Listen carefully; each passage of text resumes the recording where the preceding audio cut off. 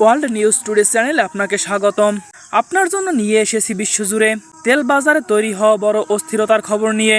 মধ্যপ্রাচ্যের উত্তেজনা বাড়ার সঙ্গে সঙ্গে বৈশ্বিক জ্বালানি বাজারে দেখা দিয়েছে বড় ধরনের অস্থিরতা। বিশেষ করে ইরান, ইসরায়েল এবং যুক্তরাষ্ট্রকে ঘিরে চলমান সংঘাতের প্রভাবে পড়তে শুরু করেছে দক্ষিণ এশিয়ার দেশগুলোতে। বিশ্লেষকদের মতে বিশ্বের অন্যতম গুরুত্বপূর্ণ জ্বালানি সরবরাহের পথ হরমুজ প্রণালী এখন ঝুঁকির মুখে। এই প্রণালী দিয়ে বাংলাদেশ, ভারত ও পাকিস্তানের মতো দেশগুলোতে তাদের সিংহভাগ তেল আমদানি করা হয়ে থাকে। অন্যদিকে মধ্যপ্রাচ্যে বিভিন্ন স্থানে ইরানের হামলা ও পাল্টা উত্তেজনার কারণে তেল উৎপাদন ও রপ্তানি ব্যাহত হচ্ছে। ফলে আন্তর্জাতিক বাজারে তেলের দাম দ্রুত বেড়ে যাচ্ছে, যা সরাসরি প্রভাব ফেলছে বাংলাদেশ, ভারত এবং পাকিস্তানের মতো দেশে।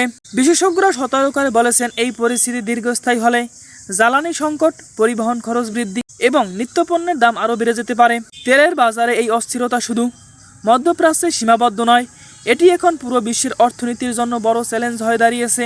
বিশ্বের সর্বশেষ আপডেট পেতে ওয়ার্ল্ড নিউজ টুডের সাথেই থাকুন। ধন্যবাদ।